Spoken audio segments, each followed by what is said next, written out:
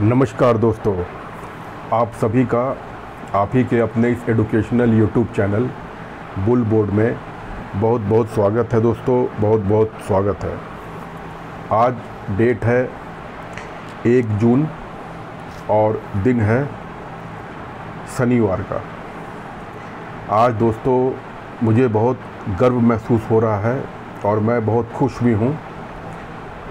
आज दोस्तों मैं वोट करने गया था, ये आप देख सकते हैं, और आज मैं वोट दे कर के आया हूँ। और बहुत अच्छा लगता है दोस्तों जब आप वोट डालने जाते हैं तो वोट डालना ही चाहिए। आप को ये हक दिया गया है कि आप अपने राय के अनुसार, आप अपने चॉइस के अनुसार आप किसी भी पार्टी को आप चुन सकते हैं। ये आपको हक दिया गया है। फिर चाहे गवर्नमेंट किसी की भी बन करके आए, आप तब ये बोल सकते हैं कि मुझे ये गवर्नमेंट पसंद है कि मुझे ये गवर्नमेंट पसंद नहीं है। अगर आपने वोट दिया है तो आपने वोट ही नहीं दिया है और आप कंप्लेन कर रहे हैं कि ये गवर्नमेंट अच्छी नहीं है, तो ये अच्छा नहीं है। आप पहले अपना वोट दीजिए, और अगर आपके चॉइस की गवर्नमेंट बनती है, आपके पसंद की गवर्नमेंट बनती है तो अच्छी बात है। और अगर आपके चॉइस की गवर्नमेंट नहीं बनती है तो मतलब कि उस पार्टी को वोट करने वाले ज़्यादा लोग थे, वो भी अच्छी बात है। ये डेमोक्रेसी है। आज दोस्तों बहुत अच्छा लगा। 5 साल में ये मौका आता है एक बार, आप सबको वोट, जब भी आपका वोट करने का हो आप वोट करने जाएं। वैसे तो आज लास्ट फेज था, तो चलिए बहुत अच्छा लगा। दोस्तों मैं आज आपसे जिस इम्पोर्टेंट टॉपिक के बारे में बात करने आया हूँ वो टॉपिक है दोस्तों SIP। जो भी लोग शेयर मार्केट में इंटरेस्टेड हैं या वो शेयर मार्केट में काम करते हैं, वो दोस्तों SIP, हम लोग हमेशा दोस्तों SIP के बारे में सुनते हैं। और जो लोग अभी नए आए हैं वो भी मेरे इस वीडियो से उनको भी लाभ होगा, मैं ऐसी उम्मीद करता हूं। और मेरे इस वीडियो को देखने के बाद SIP के बारे में आपका जो भी डाउट है या जो भी आपके दिमाग में बातें आती हैं, वो सारा डाउट मैं इसी वीडियो में ख़त्म करने की कोशिश करूंगा दोस्तों।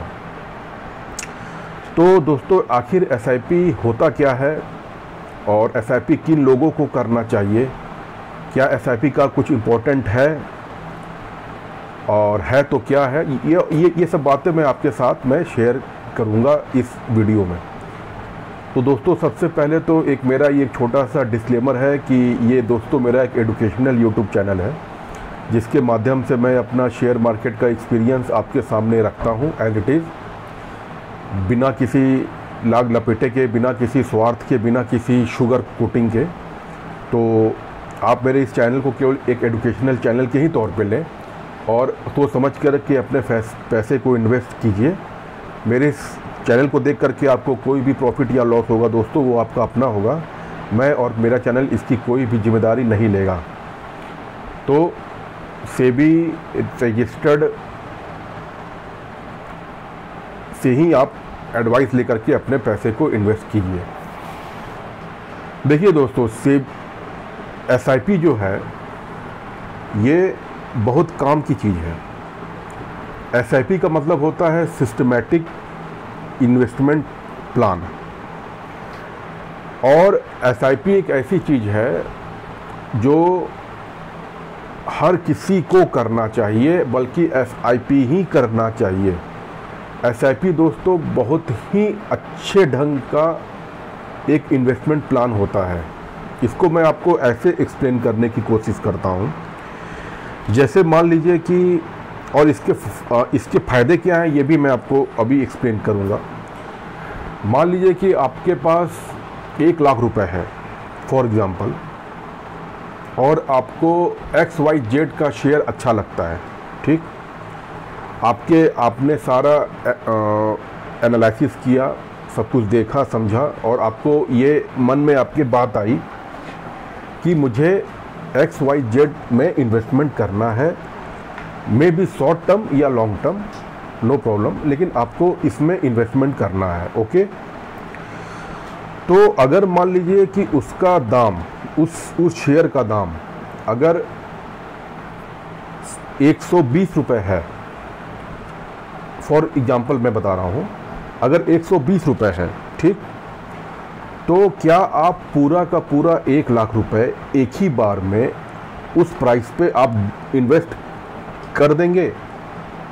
मैं आपसे ये पूछना चाहता हूँ, क्या वो पूरा का पूरा अमाउंट आप एक ही बार में उसी दिन उसी XYZ के शेयर में इन्वेस्ट कर देंगे?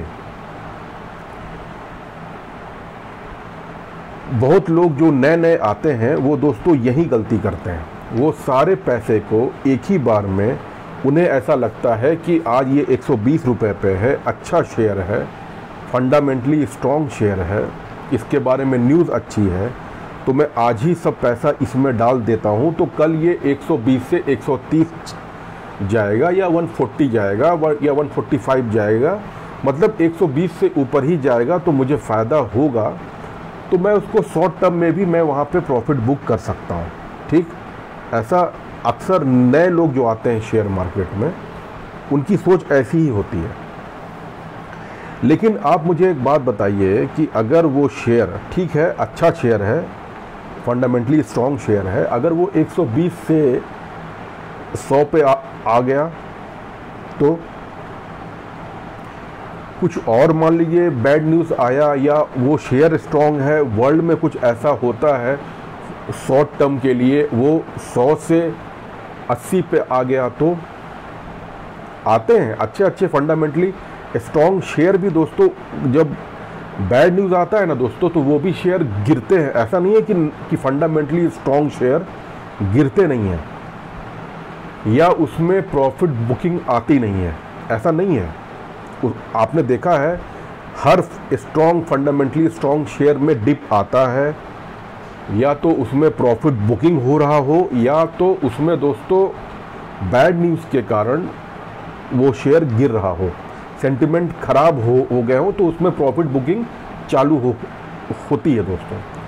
तो जो 120 रुपये का है, मान लीजिए वो 100 पे आ जाए, 100 से गिर के 80 पे आ जाए, तो इसका फ़ायदा आपको क्या होगा? और मान लीजिए आपने 120 पे इन्वेस्ट किया है, ठीक, आपके साइड वाला बंदा है, उसने 80 पे इन्वेस्ट किया और फिर वहाँ से शेयर उठना चालू किया।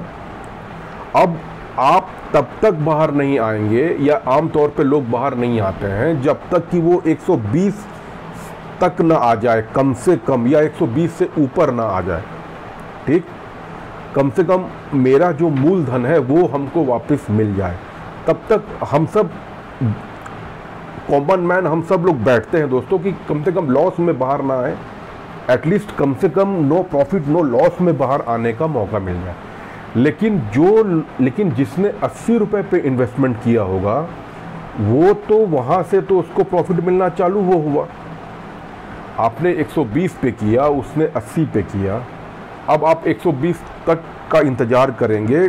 80 पे जिसने किया है वो हो सकता है 110 पे, 120 पे बेच दे। तो ये जो डिप आया, इसका फ़ायदा आपको क्या हुआ? आपको तो दोस्तों इसका कोई फ़ायदा नहीं हुआ, बल्कि आपके पास तो पैसे ही नहीं थे कि आप इस डिप का कुछ फ़ायदा उठा पाते। यहीं पे दोस्तों काम आता है SIP। SIP इसी जगह काम आता है। कैसे? 120 पे था, ठीक, आपको जो पैसे इन्वेस्टमेंट करने थे, आप उसको कम से कम 5 हिस्से में बांट दिए होते, या उसको कम से कम आप 4 हिस्से में बांट दिए होते। ओके, तो 4 हिस्से में बांटे होते तो इक्वली 25,000 रुपीज़ होते, और वो 4 हिस्से में होते। तो अगर 120 पे था, तो आप एक हिस्सा उसका 120 पे इन्वेस्ट करते, आप बाकी पैसे को आप अपने पास रखते। वो पैसा तो आपके पास था, वो तो कोई आपसे छीन नहीं रहा था। अगर बाय द वे 120 से गिर करके नीचे आता, 100 तक आता, तो भी आपको डर नहीं लगता दोस्तों? आपको डर इसलिए नहीं लगता क्योंकि आपके पास अभी भी 3/4 अमाउंट अभी भी आपके जेब में है। शेयर अच्छा है, सब कुछ अच्छा है, उसके एनुअली क्वार्टर दर क्वार्टर, साल दर साल उसके नंबर्स अच्छे आ रहे हैं। खाली प्रॉफिट बुकिंग की वजह से या कुछ सेंटिमेंट ख़राब होने की वजह से शेयर गिर रहा है। तो वहाँ पे जो आपने 120 पे ख़रीदा, अभी 100 पे आ गया वो, तो आपके पास नेक्स्ट जो 25,000 रुपये हैं, इसको आप अब इन्वेस्ट कीजिए उसमें। अंडरस्टैंड? तो एक आपने इन्वेस्ट किया 1,20,000 पे, लेकिन वहाँ से शेयर दोस्तों गिर गया, तो आप फिर उसको आपने इस डिप का दोस्तों, इस डिप का आपने फ़ायदा उठाया है। इस डिप में आप बैठ के केवल इंतज़ार नहीं किए हैं दोस्तों। फिर आपने 100 पे किया, लेकिन मान लीजिए थोड़ा सा और प्रॉफिट बुकिंग वो आया, 90 पे आ गया, 80 पे भी आ गया। अब आपके पास और जो पैसा है उसको भी, इससे दोस्तों क्या हो रहा है कि आपका एवरेज दोस्तों कम होते जा रहा है। एवरेज जो है दोस्तों वो आपका कम होते जा रहा है। शेयर मार्केट में कोई भी इंसान किसी भी शेयर का या इंडाइसिस का टॉप या बॉटम कैच नहीं कर सकता। हम खाली अनुमान कर सकते हैं कि यहाँ से सपोर्ट लेकर के ऊपर उठेगा, या ये इसका रेजिस्टेंस है तो यहाँ से एक बार वापस प्रॉफिट बुकिंग आएगी तो नीचे आएगा। ये हम लोग दोस्तों अनुमान करते हैं। इसीलिए मार्केट में सपोर्ट और रेजिस्टेंस दिए जाते हैं। इसीलिए कोई चीज़ दोस्तों शेयर मार्केट में 100% सही नहीं होती है कि मार्केट यहीं से सपोर्ट लेगा या ये इसका हर्डल है तो यहाँ को इसको एक बार टेस्ट करके वापस नीचे आएगा। ऐसा दोस्तों कोई 100% बोल नहीं सकता है। हम लोग केवल अनुमान कर सकते हैं कि इस पॉइंट पे मार्केट एक बार दो बार सपोर्ट ले चुका है, अब या तो इसको तोड़ करके नीचे चल जाएगा या यहाँ से बाउंस बैक करके वापस से रिबाउंस करेगा। इसीलिए दोस्तों मार्केट में सपोर्ट और हर्डल्स दिए जाते हैं। तो अगर मान लीजिए कि कई दोस्तों क्या होता है, लोग दोस्तों फोमो का शिकार होते हैं, फियर ऑफ मिसिंग आउट। जैसे मान लीजिए कि कोई शेयर है भाग रहा है, फॉर एग्जाम्पल अभी जैसे हम जस्ट फॉर एग्जाम्पल, ये मैं आपको कोई इन्वेस्टमेंट का टिप नहीं दे रहा हूँ। जैसे मान लीजिए भारती एयरटेल, उसमें मान लीजिए मुझे अभी 2 लाख रुपए इन्वेस्टमेंट करने हैं। ये शेयर पिछले 1 साल में 6 महीने में काफ़ी भागा है। अब मुझे ऐसा महसूस होगा कि ये शेयर अब दोस्तों मेरे हाथ में नहीं आने वाला, अब ये यहाँ से भाग जाएगा। मैं तो मेरे पास तो 2 लाख रुपए थे जो मैंने इसी शेयर के लिए रखे थे, पर दोस्तों अब तो ये यहाँ से भागा, मेरे हाथ में नहीं आएगा। इसी को दोस्तों बोलते हैं फोमो। पर दोस्तों ये मेंटलिटी गलत होती है। जहाँ तक मेरा एक्सपीरियंस है, हर शेयर आपको एक मौका ज़रूर देता है। 10 में से दोस्तों एक आधी शेयर ऐसे होते हैं जो कि भाग जाते हैं तो फिर जल्दी मौका नहीं देते हैं, लेकिन 10 में से दोस्तों 9 शेयर ऐसे होते हैं।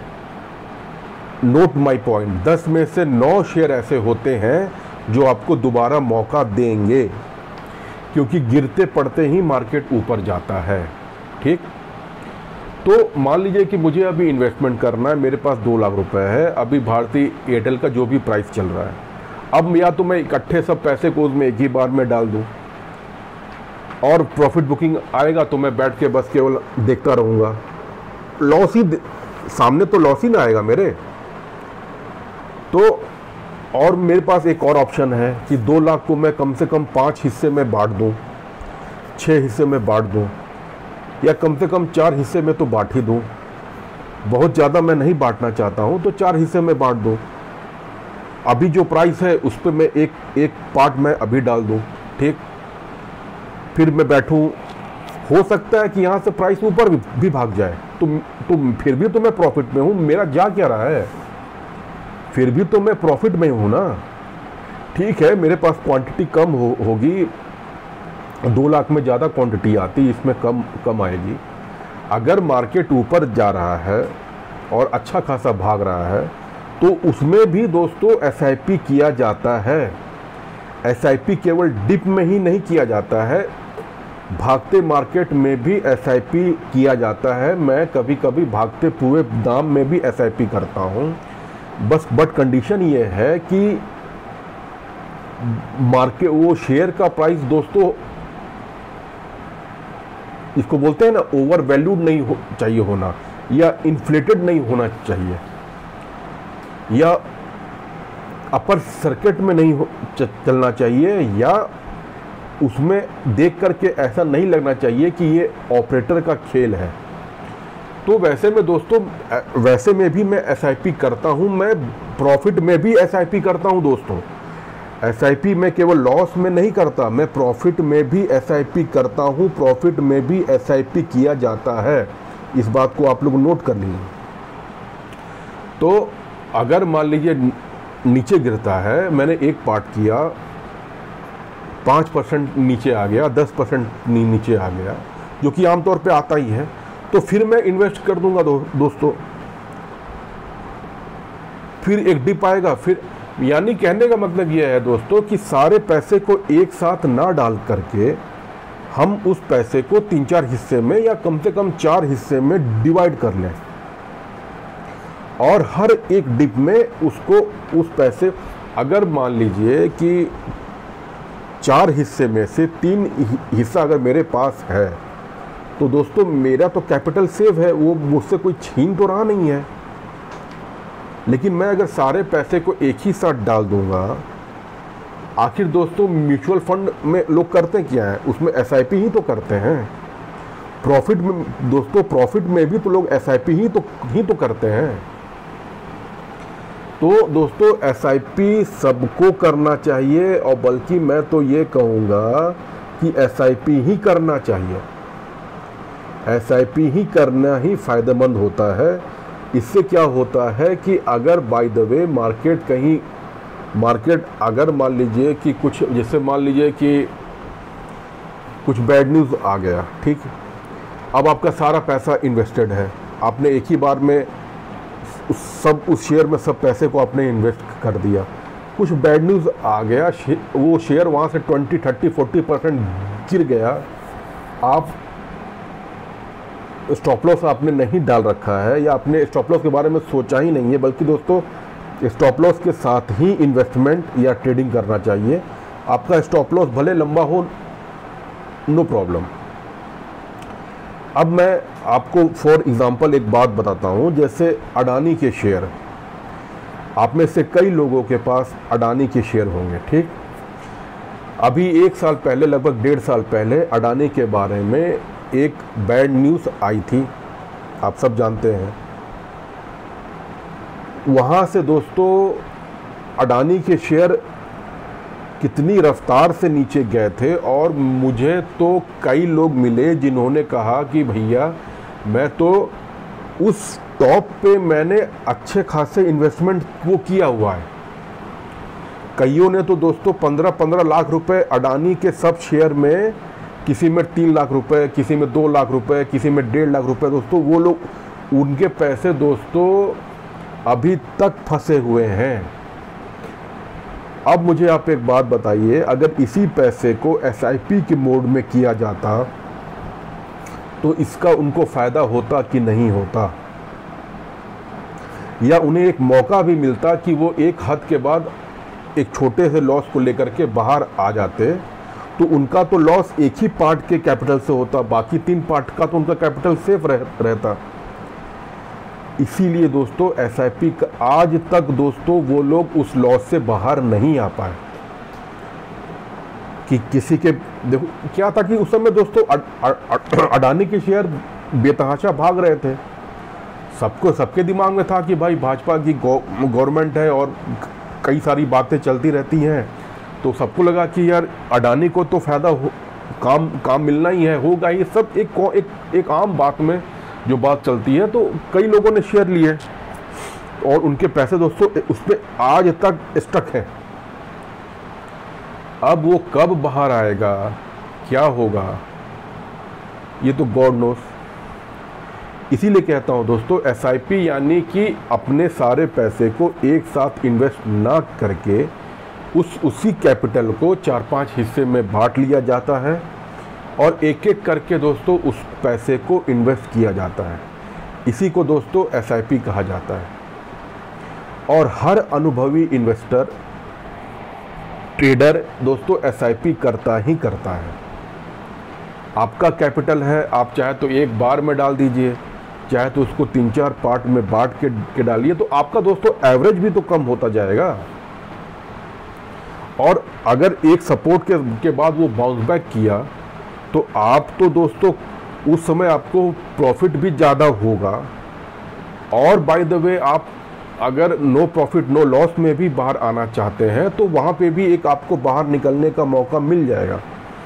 जैसे मैंने आपको फॉर एग्जांपल कहा कि जो शेयर 120 रुपये में है, आपने एक हिस्सा 120 पे लिया, फिर 100 पे लिया, फिर 80 पे लिया, तो इससे तो आपका एवरेज 120 तो रहा नहीं, वो तो आपका कम होता गया।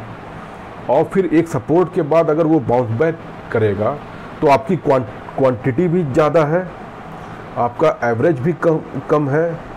तो जब ये वापस 120 या 125 या 130 पे आएगा तो आपको प्रॉफिट दोस्तों ज़्यादा दिखेगा। तो इसीलिए दोस्तों SIP जो होता है ये बहुत इम्पोर्टेंट होता है। ये एक स्मार्ट इन्वेस्टमेंट कहा जाता है। चाहे वो म्यूचुअल फंड हो, चाहे वो हम शेयर में भी पैसे को इन्वेस्ट करते हैं, तो हम लोग भी दोस्तों खुद से ही SIP के ही मोड्स में करते हैं। सारे पैसे को, सारे कैपिटल को एक साथ ना डाल करके अलग अलग डिप में जब हम उसको इन्वेस्टमेंट करते हैं, उसी को दोस्तों कहा जाता है सिस्टमैटिक इन्वेस्टमेंट प्लान। यही होता है दोस्तों SIP। और SIP हम सबको SIP ही करना चाहिए, ना कि एक साथ में सारा, क्योंकि दोस्तों आपका पैसा फंस जाएगा ना, वो आपके हाथ दोस्तों बंध जाएंगे, आप फिर कुछ कर नहीं सकते। और जो डिप आ रहा है उसका फ़ायदा आप तो उठा, भाई डिप का भी तो फ़ायदा उठाना है। हम तो देखिए दोस्तों, मेरा तो फंडा है, मार्केट चाहे ऊपर जाए चाहे मार्केट नीचे जाए,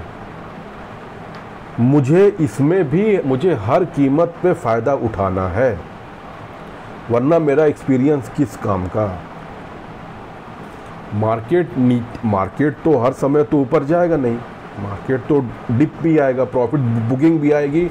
वर्ल्ड में बहुत सारे चीज़ है जो मेरे कंट्रोल में है नहीं, कहीं जंग छिड़ जाता है, कहीं क्या होता है, कहीं क्या होता है, आप सब देख ही रहे हैं। तो ऐसे में दोस्तों जो डिप आता है उसका भी तो फ़ायदा उठाना है।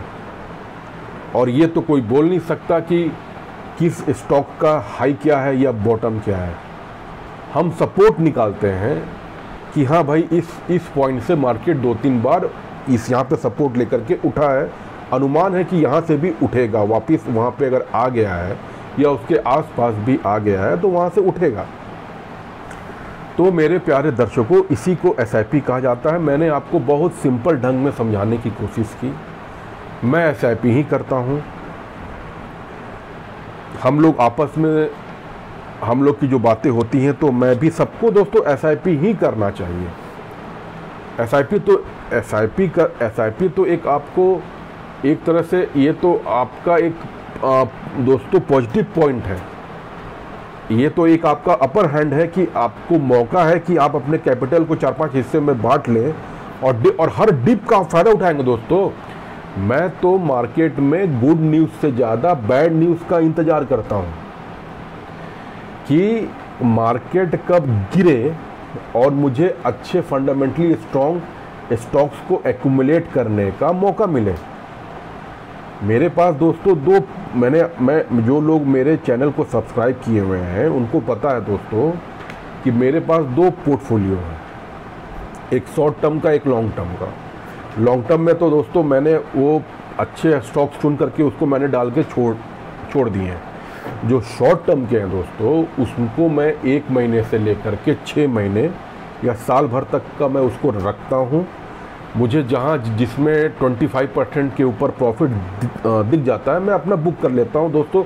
अपना खर्चा पानी भी तो चलना है, तो उसको मैं बुक करते चलता हूँ। और जो लॉन्ग टर्म वाला है वो तो अपना उधर है ही, उसको भी देखता रहता हूँ, लेकिन बुक नहीं करता दोस्तों, बुक नहीं करता, उसको छोड़ दिया हूँ। तो दोस्तों ऐसे ही अपना चलता है। हर लोग जो नए लोग आए हैं इस शेयर मार्केट में, उनको दोस्तों SIP से ही स्टार्ट करना चाहिए। कभी भी एक साथ में ज़्यादा कैपिटल से ट्रेड ना कीजिए दोस्तों, पहले सीखिए। दोस्तों शेयर मार्केट इतना आसान नहीं है। शेयर मार्केट को जितना लोग आसान दिखाते हैं दोस्तों, उतना आसान है नहीं। इसमें भी सीखने में, समझने में दोस्तों बहुत टाइम लगता है, मेहनत लगती है, दिमाग दोस्तों थक जाता है। एक एक स्टॉक को चुनने में मेहनत करनी पड़ती है दोस्तों। देखिए इधर उधर से सुन के, टीवी वोवी से, यूट्यूब से, इंस्टाग्राम से दोस्तों ये ऐसे पैसे नहीं बनते हैं। आपको मेहनत करनी पड़ेगी, आपको टाइम देना। शेयर मार्केट देखिए दोस्तों, शेयर मार्केट में पैसे बनते हैं, बिल्कुल पैसे बनते हैं। आप जो सोच करके शेयर मार्केट में आए हो वो आप सही सोच के आए हो, लेकिन जितनी जल्दी आपने सोचा है कि इतनी जल्दी पैसे बनेंगे शेयर मार्केट में, वो गलत है दोस्तों। शेयर मार्केट में पैसे बनते हैं, लेकिन जितनी जल्दी आप सोच के आए हो कि उतनी जल्दी पैसे बन जाएंगे दोस्तों, वैसा नहीं होता। थोड़ा सा टाइम लगता है। मूलतः पैसे दोस्तों इन्वेस्टमेंट में ही बनते हैं। ऑप्शंस ट्रेडिंग की जहाँ तक बात है, मैं हर वीडियो में साफ साफ कहता हूँ, ऑप्शंस ट्रेडिंग से ज़्यादा की उम्मीद मत रखिए।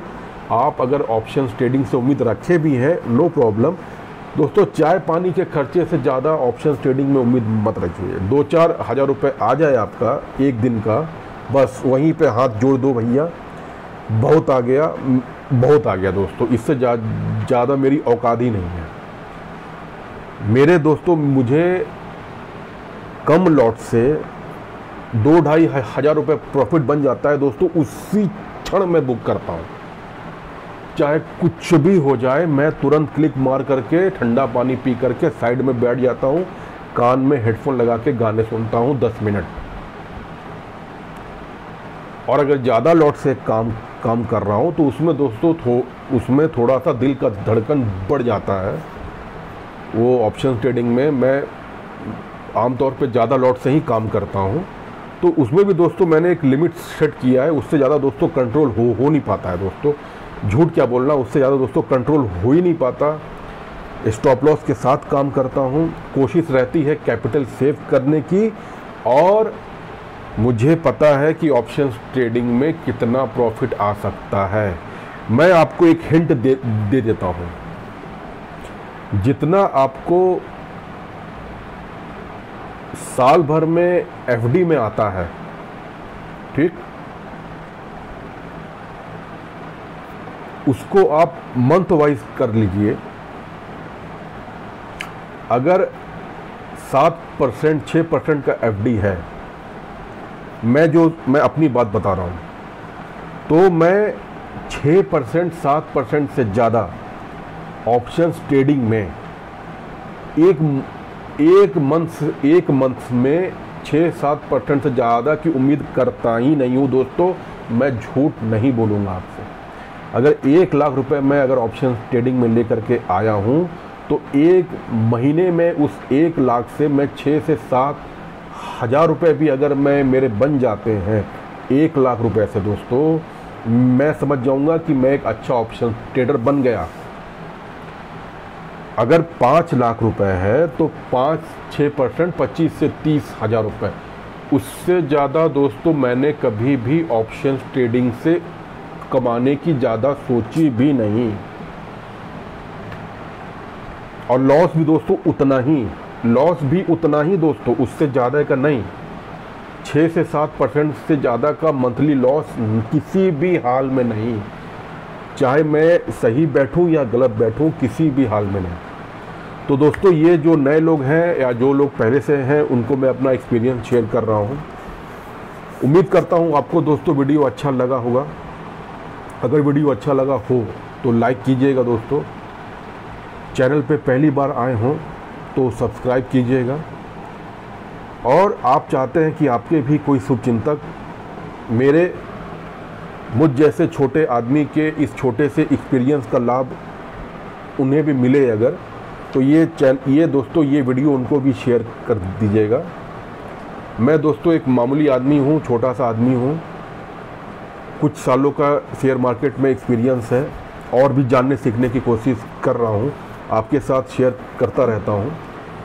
तो उम्मीद करता हूँ आपको वीडियो अच्छा लगा हो दोस्तों। वीडियो को अंत तक देखने के लिए आप सभी का बहुत बहुत धन्यवाद दोस्तों, बहुत बहुत धन्यवाद। Thank you friends, thank you very much, thank you.